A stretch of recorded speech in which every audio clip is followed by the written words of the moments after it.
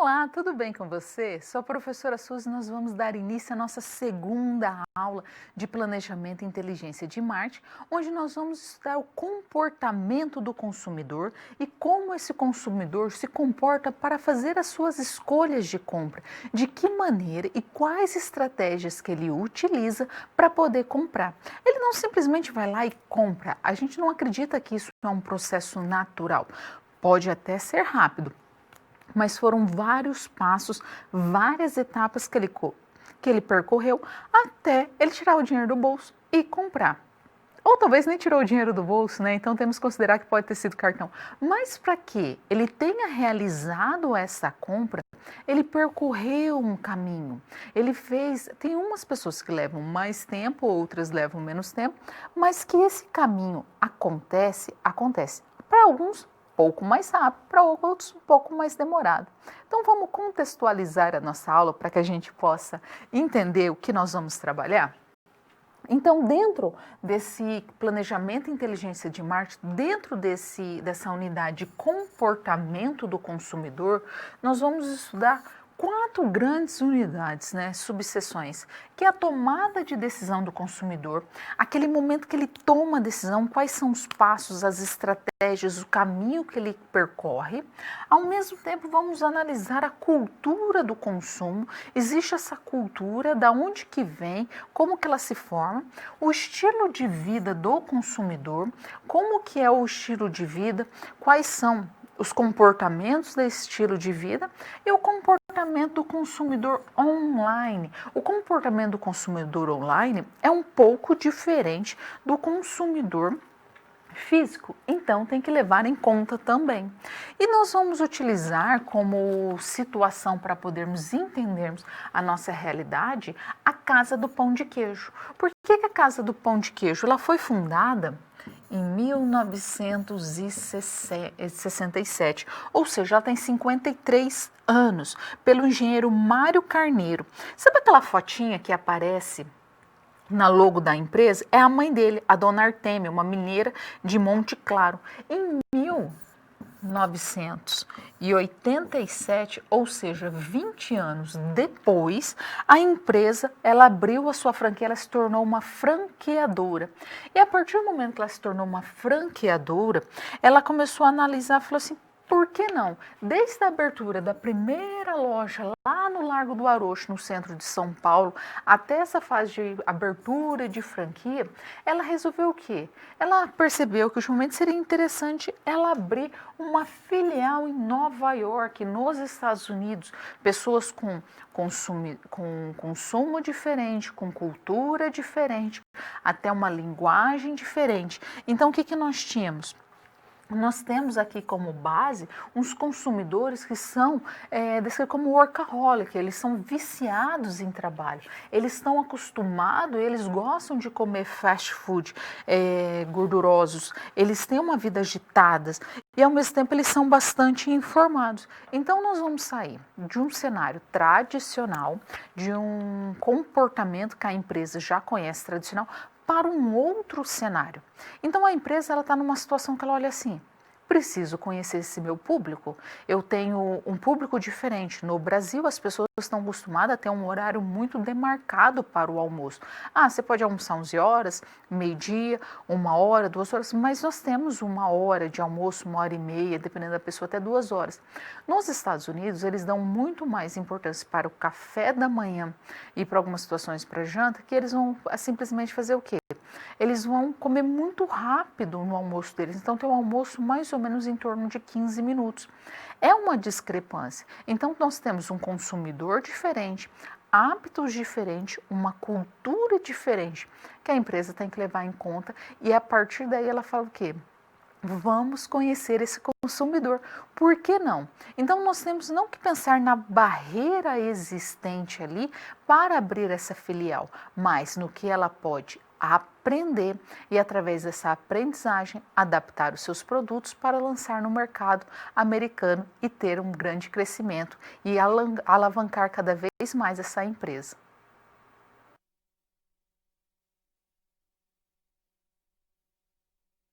Comportamento do consumidor e seu processo de compra.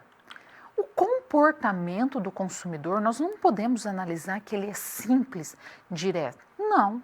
Existe ali um comportamento que vai ter um nicho de mercado que às vezes vai acontecer o mesmo comportamento e em outras situações não. Então nós precisamos conhecer o comportamento. E é interessante porque as empresas estudam o nosso comportamento. O marketing estuda o comportamento das pessoas. A pesquisa de marketing serve para orientar. E você? Conhece o seu comportamento como consumidor? Você sabe quais são os seus hábitos, os seus costumes, quais os direcionamentos que te levam a comprar? O marketing estuda isso. Então vamos conhecer? Então, dentro desse cenário de comportamento do consumidor, nós vamos analisar que nada mais é do que atividades físicas e mentais que são realizadas pelos clientes. E aí nós precisamos entender como que são os papéis desses clientes, como que eles compram, o que compra, como que o que eles pagam, o que eles compram com mais frequência. Então, são vários questionamentos que nós temos que responder. Então, conhecer o consumidor é fundamental para o planejamento de marketing e para as estratégias empresariais, porque nós vamos ter que responder perguntas também. Como foi a sua experiência com essa compra? Quais foram as necessidades que você desejava suprir com essa compra? O que você esperava? Porque a partir do momento que nós entendemos que nós compramos algo, seja com influência nossa ou de terceiros, ou seja, você está comprando para um amigo por algum motivo, faz com que a gente precisa entender qual foi essa experiência. Ela foi boa? Ela foi ruim? Porque em um determinado momento, se for um produto, esse produto pode ser totalmente consumido ou você pode deixar de utilizar ele. Mas a lembrança dele tem que ser uma lembrança satisfatória, porque senão faz com que toda vez que alguém tocar no assunto ou lembrar daquele produto ou daquele serviço, vai fazer o quê? Você fala assim, ixi, olha, não vai lá não. A experiência não foi muito boa. Aí você vai falar sempre desse buzz marketing boca a boca negativo, que não é interessante.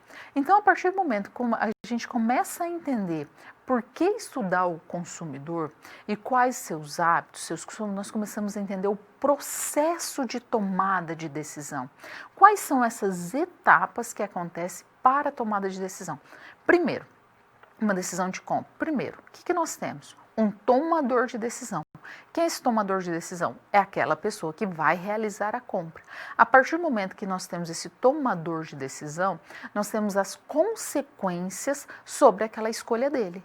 Então, para isso é interessante conhecer essas etapas. Quais são elas? Vamos ver? Então, nós temos a seguinte etapa. A primeira de tudo, identificar que eu tenho um problema, identificar que eu tenho uma necessidade. E a partir do momento que eu identifico esse problema, essa necessidade, eu vou coletar todas as informações disponíveis sobre o produto ou o serviço que eu desejo adquirir. Então, eu vou fazer em sites de buscas de consumidores, eu vou fazer de sites de reclamações, de orientações. Então, eu vou coletar diversas informações disponíveis em todos os meios e, a partir daí, desenvolver alternativas. Quais são essas alternativas? Olha, se eu comprar o produto A, ele tem determinadas vantagens. Se eu comprar o produto B, eu tenho outras vantagens. E o produto C, então eu vou fazendo uma lista aqui entre vantagens e desvantagens. Eu vou desenvolvendo a alternativa. Depois que eu faço isso, eu começo a avaliar as minhas alternativas. O produto A comparado ao produto B é melhor, mas comparado ao C, fica mais interessante. Então o B eu não vou pegar. Então eu começo a avaliar essas alternativas, eu vou peneirando, vou selecionando. Aí para quê? Para selecionar a melhor alternativa. Eu vou pegar aquela que mais vai satisfazer o quê? A solução do meu problema. Aquela que vai mais satisfazer a minha necessidade. A partir do momento que eu seleciono essa alternativa a melhor dentro desse cenário, eu compro. Que nós vamos chamar aqui de implementar, ou seja, aquele ato de realizar a compra. Eu comprei. A partir do momento que eu compro, que eu implemento, eu vou avaliar e acompanhar. Então, se você compra um produto, um serviço, você vai consumindo ele e a partir do momento que você continua consumindo esse produto ou serviço, você continua avaliando se ele está suprindo as suas necessidades. Se não, você vai fazer alguma reclamação e você vai buscar algo para suprir. Então, você vai sempre acompanhar e avaliar. Então, dentro desse contexto, eu entendo essas etapas da tomada de decisão. Se eu entendo as etapas da tomada de decisão, eu consigo entender que o processo de compra nada mais é do que uma resposta a um problema, é uma resposta a uma necessidade que eu tenho. Então, o primeiro passo que eu tenho que reconhecer, essa é a primeira etapa, é que existe um problema, existe uma necessidade, existe um vazio que não foi suprido ali. Então eu tenho que reconhecer essa necessidade e essa necessidade, esse reconhecimento de problema pode vir de estímulos internos ou pode de estímulos externos, TV, redes sociais, blogueiras, que influenciaram essa minha compra. Avaliado que existe aqui, que eu reconheço essa necessidade, o meu segundo processo é a busca dessas informações, é colher, analisar o máximo de informações existente. Então eu busco todas essas informações para quê? Para o terceiro passo, eu avaliar essas alternativas, colher, avaliar, tipo opiniões de usuários, no Procon, Reclame Aqui, redes sociais. Então eu vou avaliar, eu vou buscar por hashtag o que foram, quem consumiu o que está falando, o que sentiu, se realmente é bom ou não, para ver se vale a pena eu gastar o meu dinheiro, o meu tempo nesse produto. Nesse momento, entre busca de informações e avaliação de alternativas, pessoas mais sistêmicas, elas algumas vezes acabam desistindo de alguma compra. No quarto momento é a escolha do produto. Aonde que eu vou comprar? Vai ser uma loja física? Vai ser uma loja online? Qual é a logística? Qual é o prazo de entrega? Quais são os períodos de fabricação desse produto? Então, são esses fatores que vão determinar a minha compra ou não. Então, se uma loja está entregando mais rápido, se não está, o que está diferenciando uma da outra? Agora, neste momento, é simplesmente aquela finalização de todo esse processo.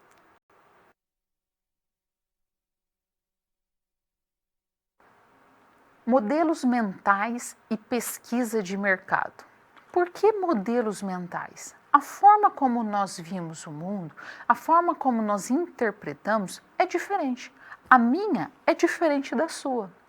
Nós não enxergamos as mesmas cores iguais, não é?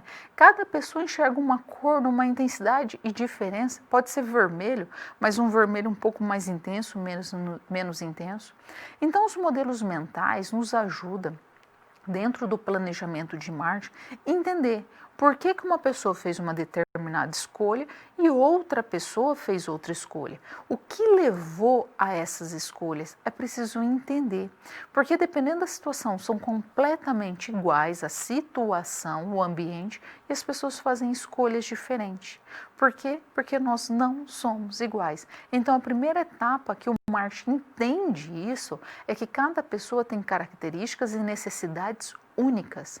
Então, os produtos podem ser muito parecidos, semelhantes, mas vão ser usados e interpretados de maneira diferente. Isso é crucial para entender como que funcionam os modelos mentais. Vamos ver o conceito de modelos mentais? Então, o modelo mental, ele permite a compreensão de diferentes escolhas em um mesmo ambiente. Por que as pessoas escolhem? Então, eles explicam por que essas pessoas fazem escolhas diferentes. Essa teoria foi desenvolvida para ajudar a compreender, a analisar, a perceber como que acontece o processamento da informação e como que as pessoas utilizam essa informação para a tomada de decisão. Por isso que é interessante conhecer as etapas da tomada de decisão. como e de que forma que ela acontece. Então, as origens dos modelos mentais podem ser tanto biológicas, linguísticas, culturais, pessoais. E ele visa o quê? Ele busca descrever um modo de funcionamento do cérebro, ou seja, das atividades intelectuais do indivíduo, a partir de um padrão habitual. Então, eu entendo que existe esse padrão habitual, eu entendo que existe essas estruturas e como que essas pessoas constroem essas estruturas mentais, de que maneira que ela desenvolve essas estruturas e como que elas pensam, como elas sentem. Então, a partir das atitudes, que nada mais são sentimentos, os comportamentos e ações são decorrentes desses modelos mentais. Então, eu vou entender como que acontece esse funcionamento mental de uma pessoa a partir da combinação e também dos padrões e a percepção. Então, eu tenho a seguinte situação. Eu tenho assim, pensando aqui como se fosse um modelo mental, essa minha seta. Eu tenho a forma de pensar das pessoas, eu tenho a forma de sentir e o agir. Cada uma dessas características são diferentes. Eu não penso como você, eu não ajo como você. Então, é interessante sim nós olharmos essas escolhas. O que fez construir a escolha de cada um? A cada escolha tem um motivo. As pessoas são únicas. Então, a partir do momento que eu começo a entender por quê, é o caso dos gêmeos, né? Antigamente estudava muito nesses casos de os gêmeos, que você olhava assim, olha, geneticamente são iguais. Então, quais estruturas fazem com que eles façam escolhas diferentes? Por que eles fazem essas escolhas? Para isso, nós utilizamos uma ferramenta que é a pesquisa de marketing. A pesquisa de mercado vai auxiliar a entender esse comportamento do consumidor e falar por que ele escolhe determinadas características dentro de determinados nichos, avaliando as questões mentais, físicas, culturais. Então, nós vamos começar a entender dentro de um campo maior as escolhas existentes dentro de cada ser humano. Então, por isso que se estuda tanto o comportamento do consumidor e temos ferramentas para apoiar, solidificar essas pesquisas. E isso faz com que cada vez mais nos conheça. Então, eles têm quase que uma ficha, né, analisando esse comportamento e as tendências. Vamos conhecer a pesquisa de mercado? A pesquisa de mercado nada mais é do que uma pesquisa para descobrir, ou ela auxilia ali, né, a analisar e descobrir as percepções similares. Então, como que essas pessoas têm esses gostos similares? O objetivo é aperfeiçoar esse perfil do consumidor para quê? Para que possa entender o que ele gosta de comprar, o que ele mais compra, com qual frequência que ele compra, quais são as formas de pagamento que ele utiliza, quais são os momentos, as épocas, porque tem pessoas que compram uma ou duas, vamos colocar na questão do vestuário, uma ou duas vezes por ano. Tem pessoas que compram só em períodos de promoções, os preços mais baixos. Então, existe uma faixa, existe uma tendência o qual acontece e por isso que a pesquisa de mercado busca estudar e entender. Com base na pesquisa de mercado, nós temos que analisar uma seguinte vertente. Nós vamos analisar a partir da pesquisa de mercado como que ela vai ser desenvolvida.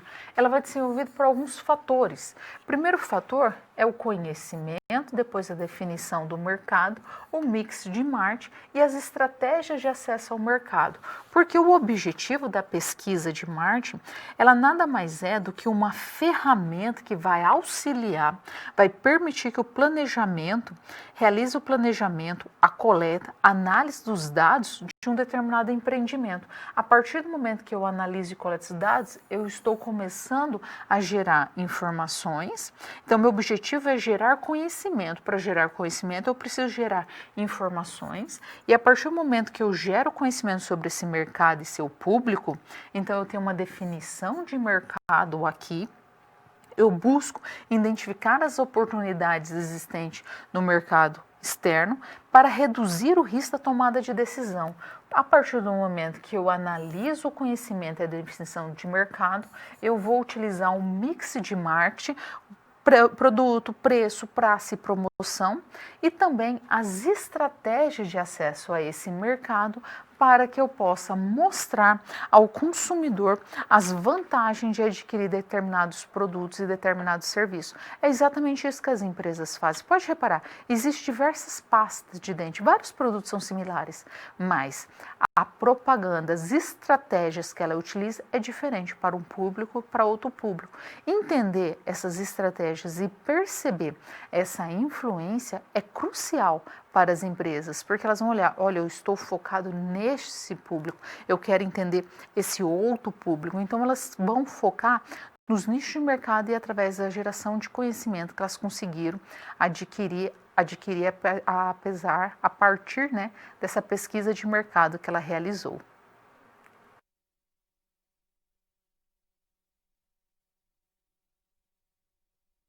Heurística.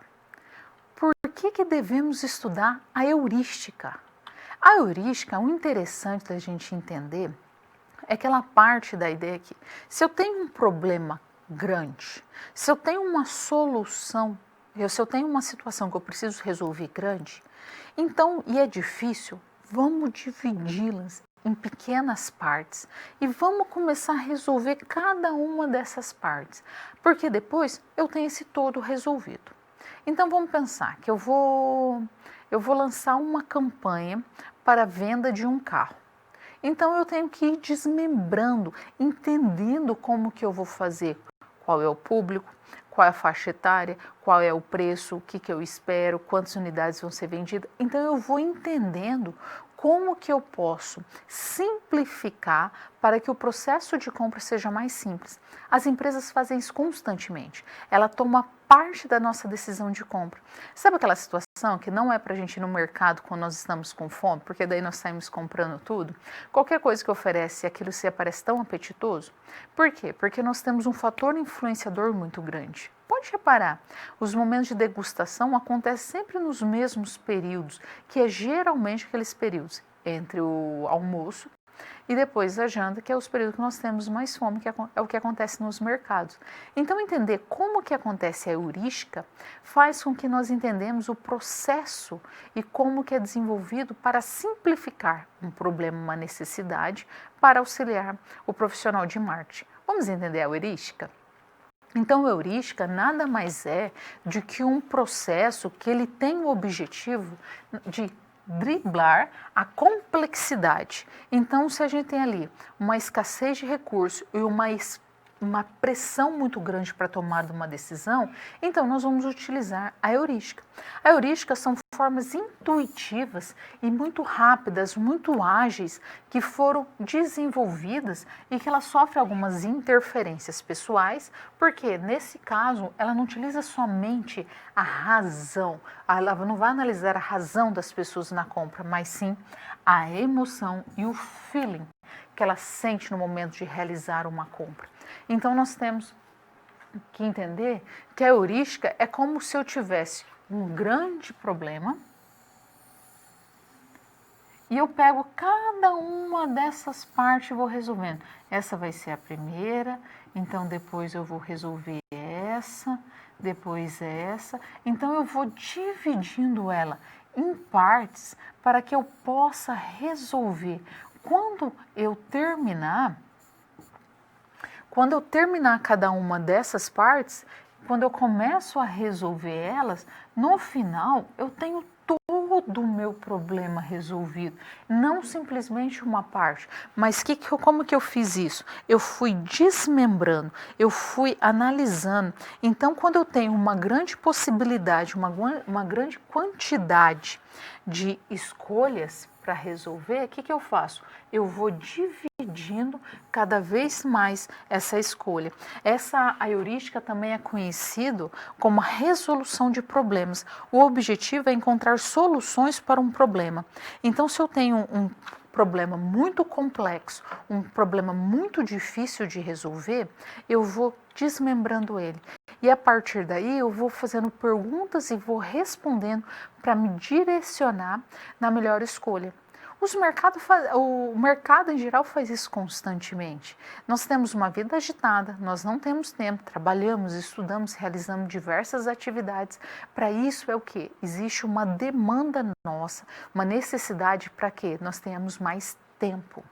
A indústria sabe disso. Então, ela vai criar estratégia de marketing para suprir a nossa necessidade. A partir do momento que ela supre a nossa necessidade com o tempo, ela consegue alavancar as vendas delas e gerar lucro para a empresa. É isso que as empresas e o marketing faz.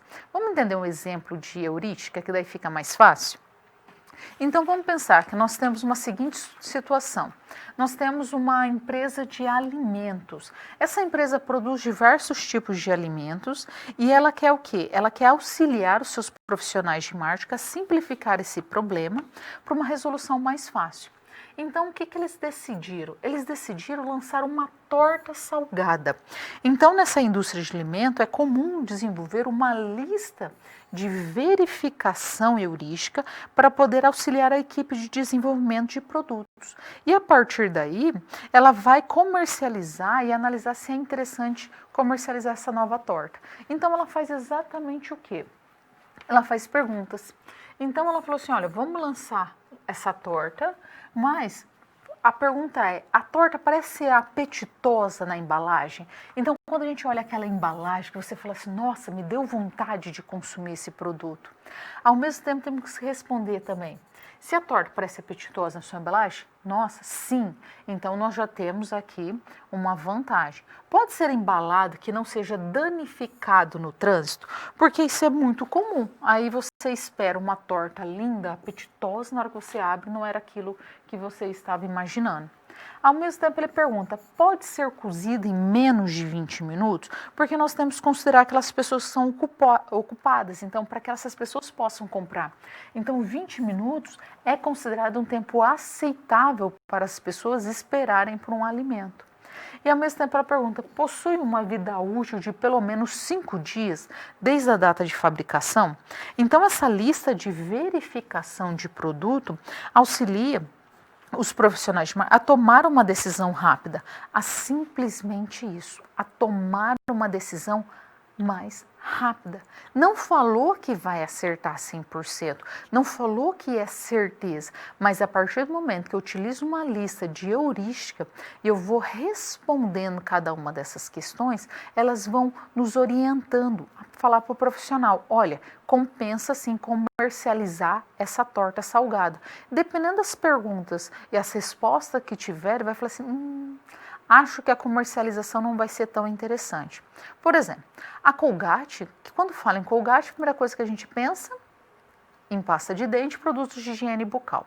Na década de 80, o que ela lançou? Ela falou assim, olha, eu tenho uma marca forte, eu vou lançar produtos congelados, vou lançar lasanha. Só que eles não fizeram essa análise da heurística. Eles lançaram lasanhas, lançaram outros produtos congelados, inclusive tortas. As pessoas, quando olharam, falaram assim, nossa gente, Colgate me lembra produto de higiene bucal. As pessoas não compraram por causa da marca. Eles olharam e viram que não era tão interessante assim. Quando eles foram pesquisar e entender por que o produto deles não venderam, é que eles utilizaram uma mesma marca conhecida de higiene bucal para uma outra marca de consumo de alimentos. Então, para o cliente ficou muito discrepante e eles acabaram não comprando por causa da marca utilizada. A lista heurística ajuda e auxilia para verificar como o cliente ia se sentir em comprar aquele produto.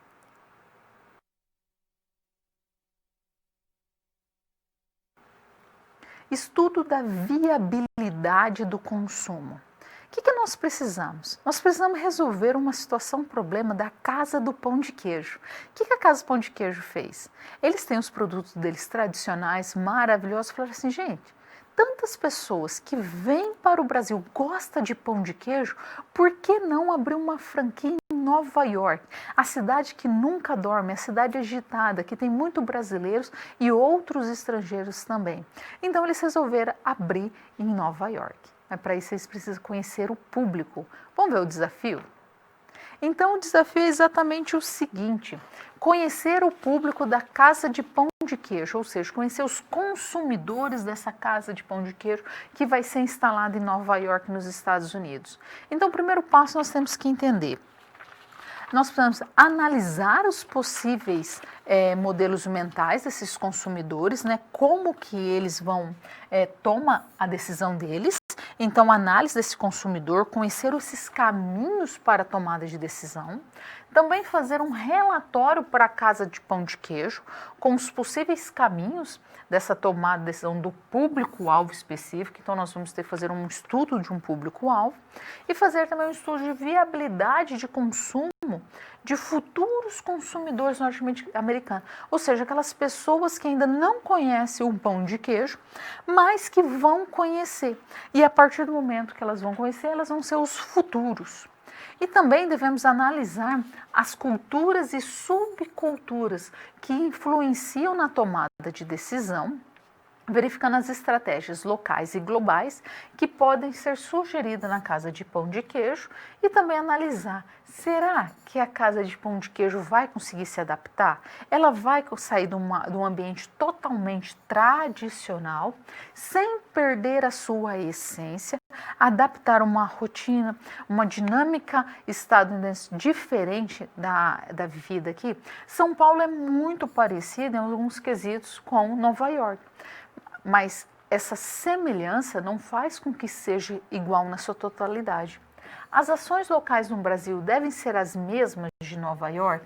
Então, nós temos esses questionamentos para serem respondidos. Então, a primeira tomada é nosso desenvolvimento. A tomada de decisão do consumidor. Primeiro, o processo de tomada de decisão acontece por reconhecer um problema. O consumidor sente fome e, a partir daí, ele não dispõe de muito tempo para comer. Então, ele já sabe que ele tem duas situações, a fome e a falta de tempo. O segundo elemento é busca de informações. Então, esse consumidor ele vai buscar lugares que têm restaurante, lugares que preparam uma comida rápida. O terceiro ponto é a avaliação das alternativas, né? Então, qual vai ser a divulgação, a localização, a agilidade? São pontos cruciais para consumir, porque esse consumidor é conectado, ele tem pouco tempo, então não adianta ele escolher um bom restaurante que vai levar 30 minutos se ele tem 15 minutos para comer. Então, a divulgação, localização e agilidade são fontes influenciadoras da tomar a decisão dele. E aqui no nosso quarto ponto, a escolha do produto. Então, a escolha do produto são as referências em mãos que o consumidor irá selecionar as opções que são melhores para ele, aquela mais válida. Então, ele vai utilizar modelos mentais heurísticos, individuais, e isso vai influenciar a sua compra. No caso, o que a Casa do Pão de Queijo pode fazer? Ela pode adaptar os seus produtos por porções maiores, com recheio mais substanciais, e desenvolver outras pesquisas para satisfazer as necessidades desse consumidor, porque ele não vai tomar um cafezinho, ele vai almoçar ali. Então, ele vai consumir mais, as porções são diferentes que a do Brasil. E aí, o terceiro ponto é perceber as diferenças existentes nesses grupos de consumidores. É muito complexo. Saber, a gente sabe que tem diferença, mas identificar, diferenciar, então as empresas ela tem que conhecer como que acontece para intervir, para moldar, auxiliar essa tomada de decisão. E ela tem que ficar atenta ao quê? As culturas, subculturas internacionais, o respeito à própria cultura tradicional. Ela precisa pensar no preço produto, na promoção e também na praça e direcionar as suas ações a esse novo consumidor. Então, ela precisa conhecer o comportamento do consumidor para as estratégias de marketing funcionarem. Então, ela não pode simplesmente pegar uma loja aqui que funcionou em São Paulo, que deu certo, e levar simplesmente para os Estados Unidos e falar assim, não, é assim que funciona. Nenhuma empresa que fez isso deu certo. Por quê? Porque os consumidores são diferentes, nós precisamos entender isso. A partir do momento que a gente entende que existe diferença e tem que ser respeitada, então se a gente aceita um pãozinho de queijo pequenininho desse tamanho, o consumidor americano talvez vai preferir um desse tamanho, que vai satisfazer mais as necessidades dele e o tempo na qual ele tem para se alimentar. É primordial conhecer o comportamento do consumidor.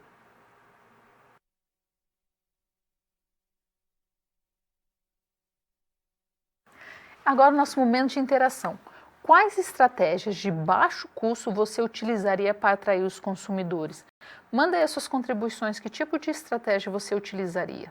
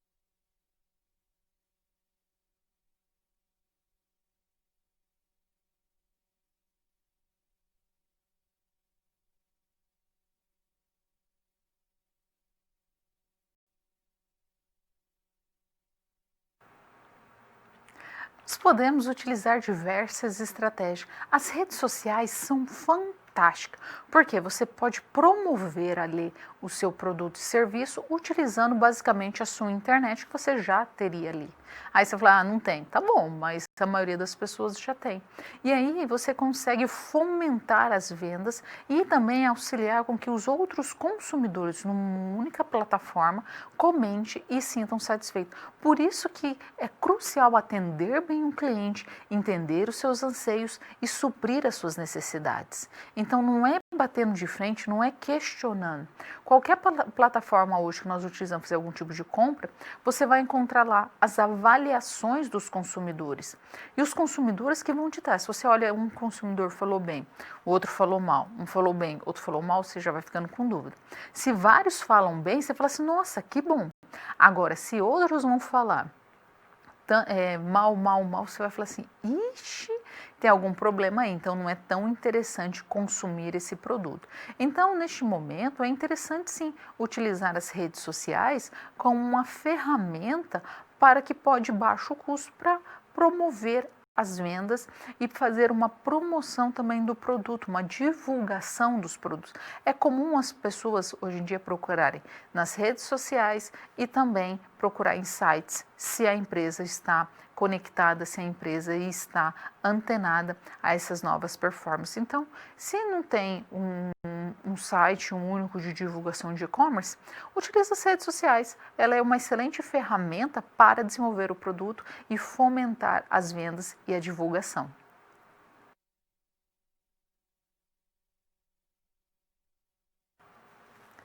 Cultura e subcultura. Por que nós temos que entender a cultura e a subcultura? Primeiro, nós somos uma nação e eu não tenho a mesma cultura que você tem. Por quê? Nós temos a nossa cultura, depois nós vamos dividindo em subculturas. A nossa cultura é diferente da cultura americana, é diferente da cultura mexicana, que é diferente do Japão, que é diferente da China, da Índia. Então nós temos as culturas diferentes, porque os nossos hábitos, nossos valores, nossos comportamentos, nossos rituais são diferentes. Então, o primeiro passo é entender que existem essas diferenças e têm que ser respeitadas. Alguns gestos que nós realizamos em outros países pode ser a ofensa. A cor que nós utilizamos em determinado país, a roupa preta é bastante luto. Para outros, nem tanto. E em contrapartida, outros vai ser a cor branca. O marketing tem que ficar muito atento às questões culturais e subculturais. No caso do Brasil, que nós temos um país muito grande, nós vamos ter uma cultura e também uma subcultura. Tem pessoas que acreditam que todo brasileiro sabe sambar e ama futebol. E essa não é a realidade. Podemos gostar de futebol, podemos até gostar de sambar, mas isso não significa que todos vão fazer. Então, não dá para generalizar, dar um único patamar para todo mundo. Nós sabemos que tem diferenças. As próprias diferenças de danças no país é bastante diversificada. Então, nós precisamos entender essas diferenças e como que formam essas culturas e subculturas, para que a partir do momento que nós vamos instalar uma empresa, ou vamos fazer uma pesquisa de marketing, precisamos conhecer as pessoas que moram, que vivem naquela região. Qual é a cultura dela? Quais são os comportamentos? Qual é a subcultura? Então, entender essas divisões é interessante para conhecer o comportamento do consumidor. Vamos conhecer a cultura? Então, nós temos a seguinte definição de cultura. O que nós temos? A cultura é toda forma de manifestação de uma sociedade que está vinculada diretamente ao uso, costumes, normas e regras. A partir daí, esses comportamentos dentro desse sistema de crença. Então, a cultura é o modo de vida de um povo, de uma nação, a forma como ele se expressa, seu modo de sentir, seu modo de agir. Então, a construção humana de valores e perspectivas a partir do quê? De normas de comportamento, saberes, hábitos, crenças que vão diferenciar um grupo do outro. E o homem é um produto e, ao mesmo tempo, um produtor da sua cultura. Ou seja, ele influencia a cultura e ele é influenciado por essa cultura também. Então, existe essa troca constante. Ele vai o tempo todo realizar essa troca. E a cultura, ela pode ser vista, enxergada, compreendida através de seus componentes. Que componentes são esses? Os valores. Os valores são visíveis somente através do comportamento. Então, quais são esses valores? Honestidade, comprometimento. Então, são através dos nossos atos, das nossas realizações, que eu consigo ver esses valores. Os valores são invisíveis, eu não consigo ver, eu não consigo enxergar. Mas sobre a atitude das pessoas, como ela se comporta, eu consigo ver os valores dela. Sabe quando aquela situação que uma pessoa perde uma carteira e a pessoa devolve na íntegra a carteira da pessoa? Ali mostra os valores daquela pessoa. Então, a gente só consegue ver esses valores, não é uma pessoa falando, eu sou honesta. A gente consegue ver a honestidade? Não, a gente não consegue ver, mas nós conseguimos perceber através das atitudes. Uma pessoa ser fiel, uma pessoa ser leal, não, também, somente a gente não consegue ver, mas conseguimos perceber através do comportamento e da forma de agir dessas pessoas. Então precisamos entender que os valores são invisíveis e eu preciso agir para conseguir perceber, enxergar. Então os valores, eles compõem a nossa cultura. Mas nós temos mais dois elementos. Quais são? Os rituais. Os rituais nada mais é do que um conjunto de gestos, palavras, formalizar de uma maneira que atribui ali um valor simbólico. Então nós temos rituais religiosos, rituais matinais, tem pessoas que realizam seus rituais matinais. Então dependendo da cultura, todo mundo vai realizar o mesmo ritual. No Brasil nós temos o hábito, a maioria das pessoas, de tomar café de manhã. Algumas vão tomar café com leite, outras vão tomar café puro. É a questão do arroz e feijão, nós temos os nossos rituais. Em contrapartida, os símbolos. O que são os símbolos? É tudo que representa, que sugere, que substitui algo, alguma coisa. Então, uma balança, vamos ver se eu consigo desenhar uma balança aqui. Ixi, não.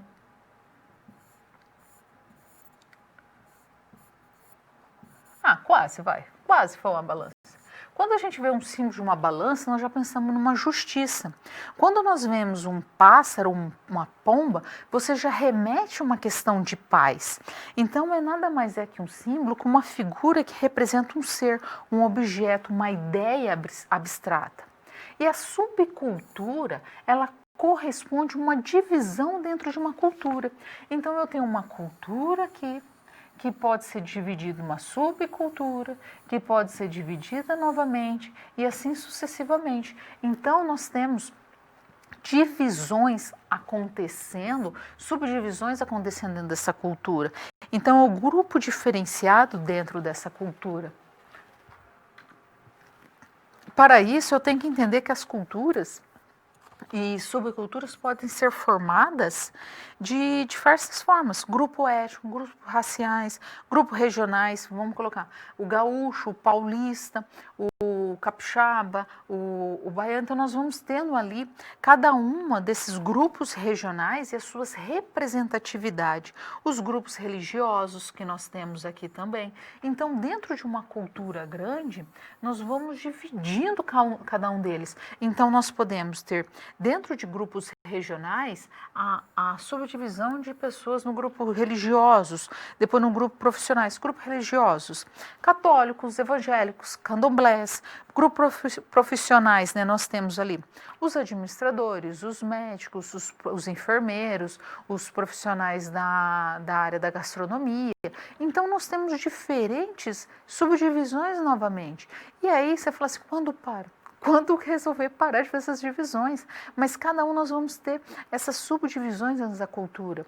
Por quê? Porque nós somos diferentes, nós não somos únicos. Então nós temos as danças muito claras aqui no país, né? A diferença entre as danças do Amazonas, do Rio Grande do Sul, do Rio de Janeiro. Então nós temos que entender essa grande cultura que é o macro e as suas subdivisões que seriam o micro, né? Que seria o menor de cada uma delas.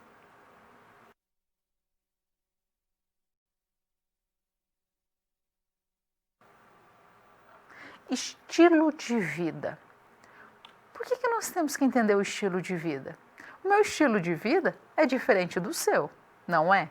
Tem pessoas que têm estilo de vida saudável. Quando nós falamos estilo de vida saudável, você já pensa, uma pessoa que se alimenta corretamente, uma pessoa que pratica atividade física, que pratica esporte. Então não é o mesmo esporte, não é a mesma atividade, mas ela tem ali um estilo de vida. Estilos de vida são como que a gente se comporta, como que a gente se percebe. Então, cada pessoa vai ter um estilo de vida. Ela pode ser até parecido, o meu e o seu, às vezes até na forma de vestir, na forma de se comportar, mas cada um é único. E entender essas diferenças faz com que o marketing ele se apropria disso, cria estratégias e mostra, olha a vantagem desse produto, olha a vantagem desse serviço para satisfazer a sua necessidade. Por isso que entender o estilo de vida dos consumidores faz com que a indicação, a sugestão de um produto ou serviço seja mais adequada para aquela pessoa. Então isso faz com que os estrategistas de marketing consigam chegar cada vez mais perto, abraçar, chegar muito próximo do que o consumidor deseja. Vamos entender o estilo de vida? Então, o estilo de vida de cada indivíduo vai acontecer a partir de um conjunto de práticas sociais que eles vão criando a partir do seu cotidiano. E esses estilos de vida são diferentes. Então, o estilo de vida nada mais é do que compreender como acontece o comportamento de consumo. Nós sabemos que tem pessoas muito consumistas, né? Elas não... o processo de análise de compra dela é muito rápido, é dinâmico e às vezes não mede as consequências. E o estilo de vida, ele se refere às atividades que esses consumidores vão realizar e os interesses que eles geralmente têm, as suas opiniões. Então, o que eles sentem? Para isso, eu preciso entender os fatores que influenciam o comportamento do consumidor. Eu tenho vários fatores. Então, aqui no centro, eu tenho o meu processo de compra do consumidor, que vai ser influenciado pelo fator cultural, pelos fatores sociais, pelos fatores pessoais, pelos fatores psicológicos, pelos fatores de marketing e os situacionais. Então, o que nós estamos falando exatamente aqui? Nós estamos entendendo que os fatores culturais é a cultura, é a subcultura, são as classes sociais. Isso vai influenciar o processo de compra do consumidor. Em contrapartida, os fatores sociais são um grupo de referência, são papéis, são posições sociais. Então, eu começo a entender esses grupos de referência. Com base nos fatores pessoais, eu vou analisar a idade, o estágio do ciclo de vida, a ocupação, as condições econômicas, a personalidade, a autoimagem. Então, eu vou considerar esses fatores para o processo de compra desse consumidor. Com base nos fatores psicológicos, eu vou analisar a motivação, a necessidade, o desejo, as crenças, atitudes, a própria aprendizagem. Com base já nos fatores de marketing, o que eu analiso aqui? Eu vou analisar o produto, o preço, a praça, a promoção. Com base nos fatores situacionais, eu vou analisar sempre o entorno social, o entorno físico, as condições momentâneas, a perspectiva temporal. Você já reparou que às vezes tem empresas que fazem festas, fazem um chamariz para ter uma influência nesses fatores do comportamento do consumidor? Então, ele analisa essa questão cultural dele, a questão social, pessoal, situacional, o marketing e os psicológicos. Então, eles fazem um conjunto envolvente onde que as pessoas vão olhar e falar assim: uau, é isso que eu desejo. Então tem desde uma música que vai influenciar até o produto. Então não é só um elemento, são vários elementos ali que vão influenciar essa compra, esse processo de compra. Então quando nós temos grandes exposições, pode reparar, sempre o produto está muito exposto, ele está ali muito visível, mas também tem outros fatores, uma música interessante, uma comida adequada, um atendimento maravilhoso, formas de parcelamento. É muito engraçado quando os valores são mais altos, como carro, alguns tipos de imóveis, e você vai olhar e falar assim: não, mas acho que não. Não, nós temos aqui já a forma de parcelamento e você consegue realizar essa compra muito facilmente. Então, acaba entendendo como que esses fatores influenciam no seu fator de compra, no seu processo de compra, e por isso eles utilizam. Então, é considerado cada um desses 6 elementos. Para isso, nós vamos entender quais são os grupos formais e informais existentes para nossa influência de compra. E o que são eles?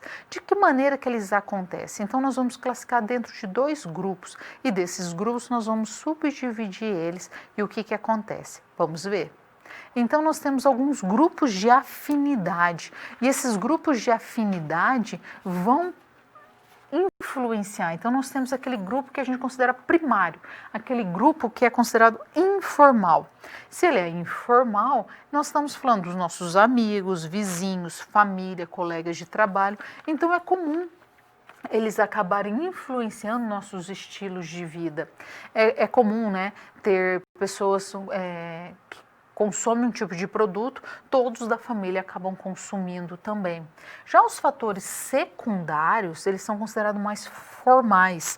Então, nós estamos falando das religiões, do sindicato, dessa formação mesmo, dessa questão formal, aonde nós temos profissões, existe ali uma interação menos contínua, porque no grupos primários, o estilo de vida, nós temos ali uma situação que conhece, né? Sabe aquela questão de, principalmente produtos de limpeza?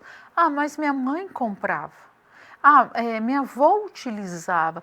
Então você tem uma influência porque você tem da sua cultura familiar de utilizar. Então você é influenciado, o seu estilo de vida, o seu modo de viver, com base no seu ambiente familiar, seus amigos, seus familiares, como eles vivem, vão impactar e influenciar diretamente a sua forma de viver também. Então, depois nós somos influenciados por esses grupos formais. Os colegas de trabalho têm uma influência muito grande também sobre nossa forma de viver. Por quê? Eles vão falar assim, você começa a observar, olhar e acha interessante, daí supre essa necessidade, esse vazio que você tem. Então, olhando a forma como eles vivem, a forma como eles se comportam, fala, eu também quero ter esse estilo de vida. E a partir daí você vai também se moldando e vai mudando o seu estilo de vida e adquirindo esse outro estilo. Então, tem o grupo formal e o informal, o primário e o secundário.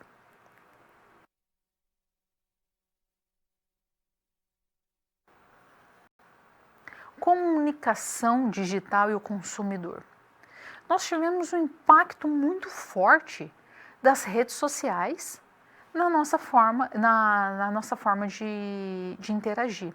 A mesma coisa aconteceu no nosso processo de compra. A comunicação digital nos influencia. A forma como esse consumidor digital ele realiza as suas atividades é diferente. É bem comum as pessoas realizarem algum tipo de compra, em seguida elas pegarem seu celular, pegar seu smartphone, ver ali e falar assim, não, aqui eu tenho um preço melhor, aqui eu tenho esse produto que eu desejo. Então aquela loja física, ela tinha que ter tudo. Neste momento ela não tem mais tudo, porque nós temos um outro campo, nós temos no campo virtual. E as pessoas agora têm que entender essa comunicação e esse consumidor, como que ele atua. Quais são essas diferenças? Como que ele interage e quais são os mecanismos de compra e processo que ele utiliza? Vamos conhecer ele? Então, dentro da comunicação da internet, nós vamos perceber que ela permite ali um acesso de dados muito distantes e grandes. O que acontece? As pessoas agora só estão distantes geograficamente. Então as pessoas conseguem ficar próximo, junto, a partir do momento que elas utilizam uma ferramenta digital. Essa tecnologia digital vai influenciar, então ela vai também agrupar culturas e subculturas semelhantes. E essas fronteiras vão diminuir consideravelmente, porque nós só temos ali uma distância geográfica, simplesmente isso. É só essa distância geográfica, você sente a pessoa próximo.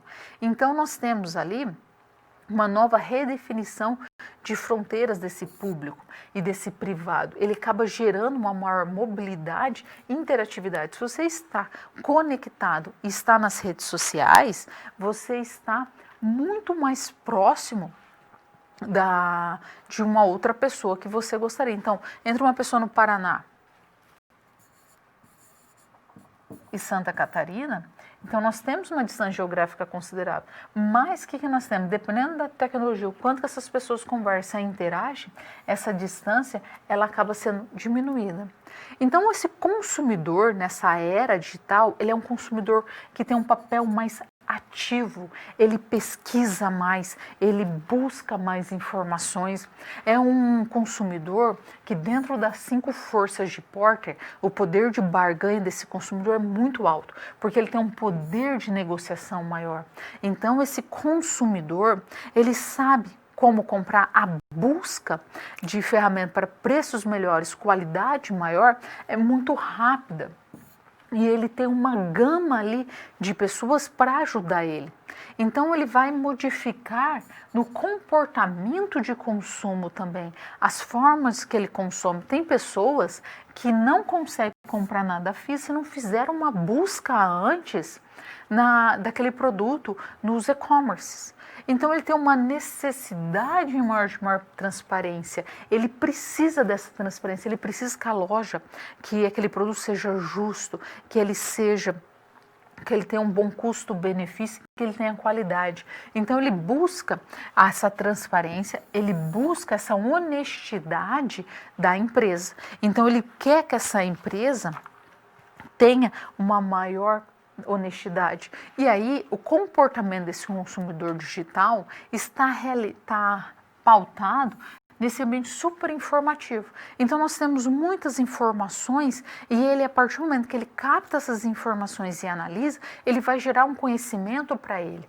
Então é um consumidor digital, um consumidor mais conectado, é aquele consumidor mais dinâmico. E esse consumidor, ele vai analisar diversos fatores. Ele vai olhar os depoimentos dos consumidores, dos usuários já, de pessoas que já adquiriram esse produto, e é um depoimento recente. Ele vai olhar vários depoimentos de vários anos, de vários períodos.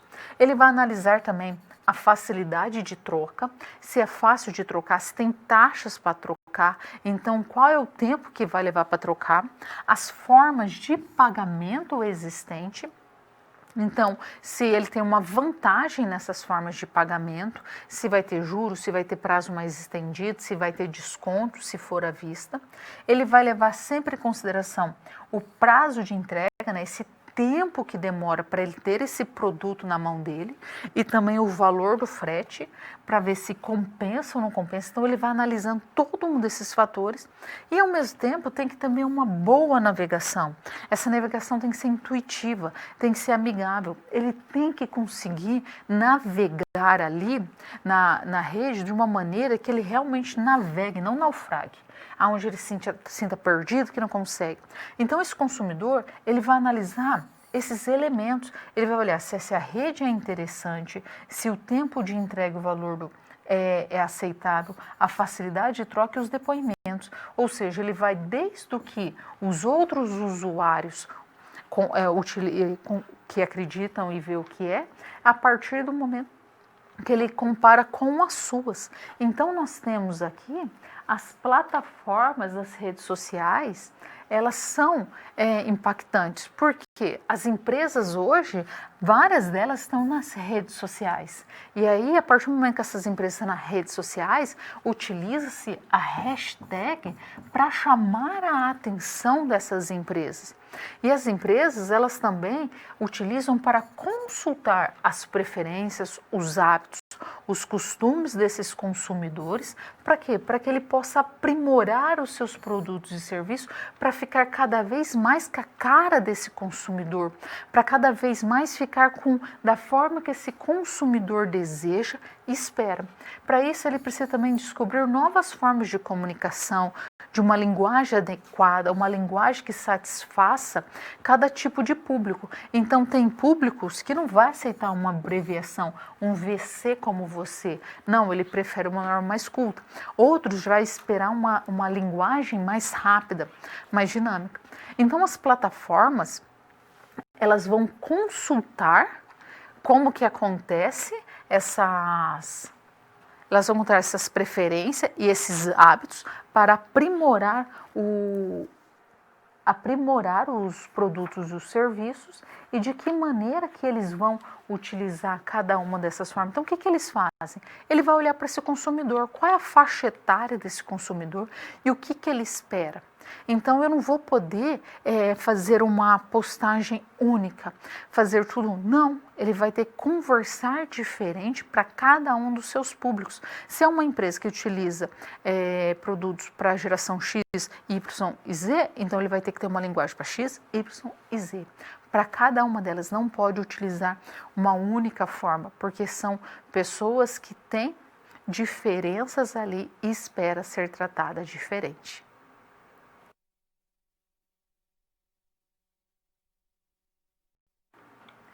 Resolvendo nossa situação, problema, compreendendo o estilo de vida e a tomada de decisão. Por que eu tenho que entender o estilo de vida e o processo de tomar decisão? Porque uma pessoa de uma determinada geração toma um tipo, através das suas culturas, das suas crenças e seus valores, ela vai tomar um tipo de decisão. Uma pessoa da geração X é diferente da geração Y, que é diferente da geração Z, da geração Y. Os baby boomers, eles tomam uma decisão de maneira diferente que a gente. Então, por quê? Nós temos, através da nossa faixa etária, consegue meio que entender quais eram os contextos culturais e sociais que aconteceram naquela época e econômicos que nos influenciaram no nosso processo de compra. Não é todos, mas nos auxilia. Então, vamos entender? Então, nós temos como desafio aqui, a Casa de Pão de Queijo, ela precisa entender qual é o estilo de vida e as fases que estão os seus clientes e a influência que a internet, a conectividade, ela vai impactar no comportamento e na tomada de decisão. Então, nós precisamos elaborar aqui uma análise, né, desse perfil desses possíveis consumidores futuros e também desenvolver um gráfico agrupando os diferentes estilos de vida baseado na idade. E desenvolver um relatório que vai apontar, identificar a influência das mídias sociais e da internet no comportamento do consumidor. Então, nós temos aqui que a gente precisa compreender esse público norte-americano, porque a Casa de Pão de Queijo, ela sabe que ela precisa se adaptar, ela sabe que ela precisa se ajustar a ele, mas ela não pode perder a sua essência. Ela é uma empresa tradicional, ela é uma empresa que foi desenvolvida em 1967. Então, ela percebeu o quê? Que os jovens de até 21 anos são 1/4 dos seus consumidores, ou seja, 25% desses consumidores. E ela vai classificar como grupo 1. Esses grupos, em geral, são universitários, eles têm um pouco mais de tempo livre, porque a maioria não trabalha, os pais que trabalham e sustentam ele. Eles desejam buscar novas aventuras, eles se importam muito e levam muito em consideração a opinião dos amigos. Em contrapartida, nós temos os adultos, que aqui no caso vai ser classificado de 21 a 60 anos. Olha a quantidade de consumidores que a empresa vai ter.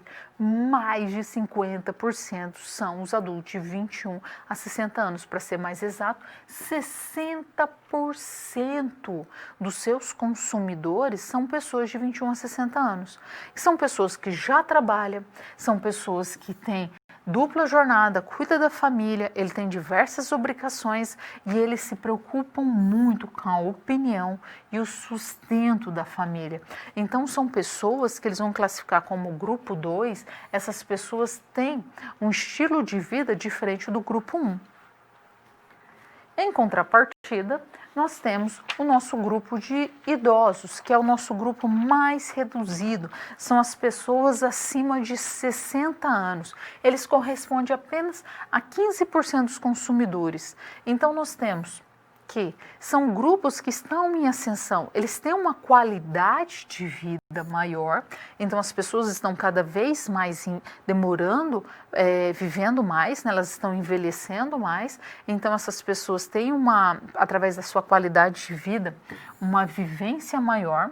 Então os estudos farmacêuticos, tecnológicos, eles vêm facilitar prolongar a vida e os conselhos, as opiniões, esse grupo leva muito em consideração da família.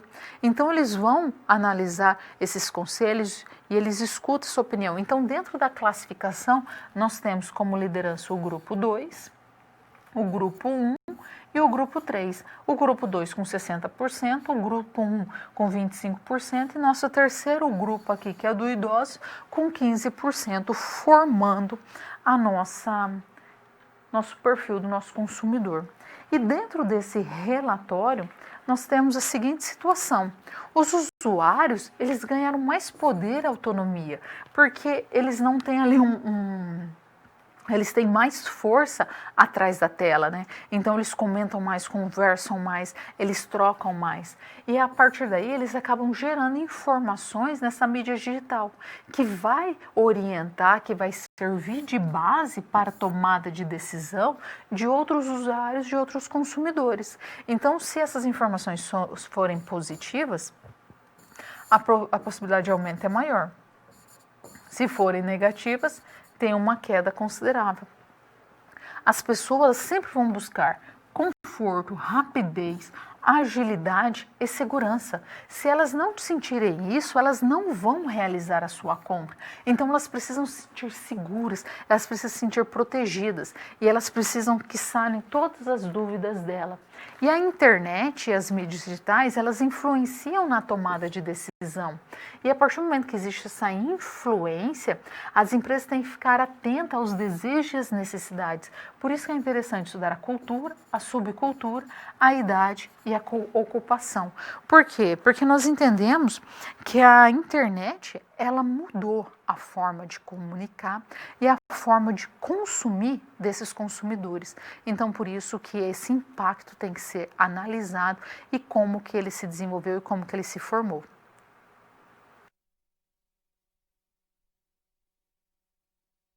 Agora eu pergunto, qual é o primeiro fator que você leva em conta na hora de realizar uma compra na internet? Quais são os fatores que você considera nessas compras?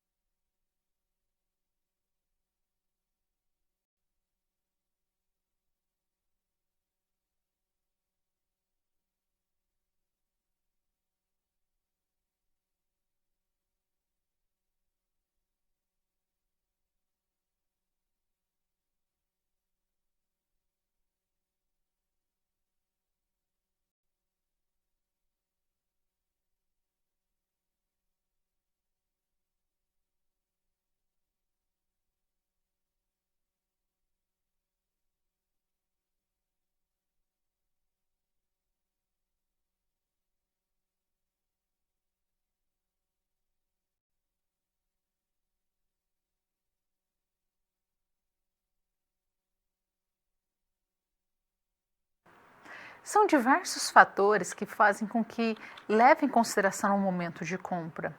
O frete é um deles. Como nós vivemos num país muito grande e extenso, tem alguns lugares que o frete vai ficar inviável, vai ficar muito mais caro que consumir o produto ou comprar numa loja mais próximo. Então, apesar das vezes de encontrar promoções em lugares, em algumas lojas, na hora que você vai fazer ali, digita o seu CEP, vai lá, produto indisponível para essa região, ou o frete sobe consideravelmente. Nós temos que levar em consideração se o transporte utilizado para aquela empresa vai influenciar meios públicos ou não, vai que ter uma greve de correios. Então, tem que ser considerado. Tem que ser considerado também essas facilidades e trocas.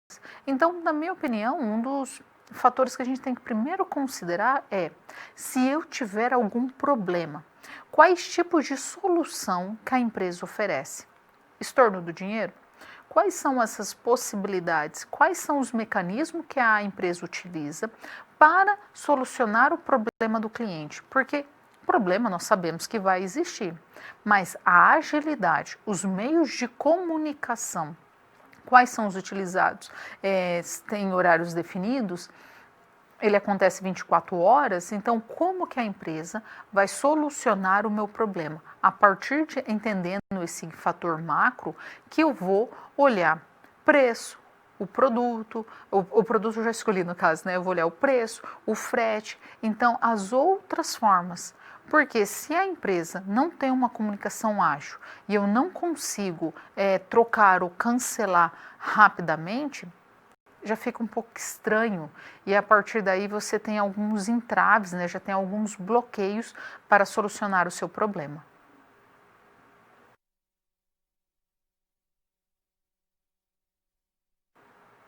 Agora o nosso recapitulando. O que nós vimos? Nós estudamos a importância de entender o comportamento do consumidor, como que esse comportamento se desenvolve, quais são os fatores culturais, subculturais que vão influenciar. E aí nós temos os nossos grupos formais e informais, né, que impactam. O processo de tomada de decisão, as etapas que o consumidor percorre para que ele chegue no momento de comprar um produto e uns serviços. Quais são os fatores que vão influenciar esse comportamento desse consumidor? Quais são os fatores psicológicos, sociais, de marketing, de psicológicos que vão ali trazer uma influência direta nesse consumidor que vai fazer com que ele compre aquele produto ou o serviço ou não. O estilo de vida desses consumidores, quais são os estilos de vida? Cada vez mais se fala desse estilo de vida, de uma qualidade de estilo de vida, né? Então, como que acontece esses estilos de vida? Quais são as características de cada um desses estilos? A comunicação digital, a importância dessa comunicação sem ruído, essa comunicação clara, aonde o emissor consegue enviar a sua mensagem para o receptor e ele consegue devolver ela decodificada e ter interpretado da maneira que se esperava. Então nós temos uma comunicação digital que é estudada, que é analisada, que é interpretada e que precisa ter um bom canal, porque quando eu envio uma mensagem, eu tenho um canal enviando essa mensagem para que gere um processo de comunicação. E aí nós percebemos, conseguimos ver que não existe uma distância geográfica quando nós temos uma boa comunicação digital. E também os comportamentos e hábitos desses consumidores digitais. O consumidor digital, ele é uma pessoa antenada, uma pessoa que está acostumada a comprar rapidamente e dentro dessa agilidade de comprar, dessa maneira mais fácil de comprar, as empresas têm que se adaptar. Antigamente nós tínhamos muito websites de compra, hoje nós temos aplicativos também, então a empresa oferece essa possibilidade também. Sem contar que existe a possibilidade também de negociação, algumas empresas oferecem, dentro das redes sociais. Então ela tenta de todas as formas estar mais próxima desse consumidor, estar cada vez mais junto, porque esse consumidor deseja ser atendido da maneira como ele espera, da maneira como ele utiliza mais. Então, pessoas vão utilizar mais redes sociais, então nós temos ali estratégico pelas redes sociais. Ah, essa pessoa prefere site? Então vai utilizar site. Ah, ela utiliza mais mobile, ela prefere os aplicativos? Então nós temos essa forma também. Então a empresa hoje, elas estão adaptadas, estão se adaptando para cada vez mais oferecer uma gama maior para esses consumidores de formas diferentes de consumir os seus produtos, porque ela sabe que ele vai olhar o comentário de outros usuários, ele vai ver outros fatores também, se o quanto que essas pessoas gostaram ou não gostaram. Não é à toa que hoje nós temos tantos influenciadores digitais. E esses influenciadores digitais influenciam, né? Eles afetam a compra desses consumidores que os observa, que consomem ali a sua informação. Então isso é um ponto crucial, entender como esses consumidores, porque nunca se esteve tão em alta essa comunicação digital e também esses consumidores digitais que cada vez mais só está que cresce. Espero que tenha sido um prazer para você essa aula, que para mim foi imenso. Muito obrigado por estar comigo neste momento. Um forte abraço e até mais.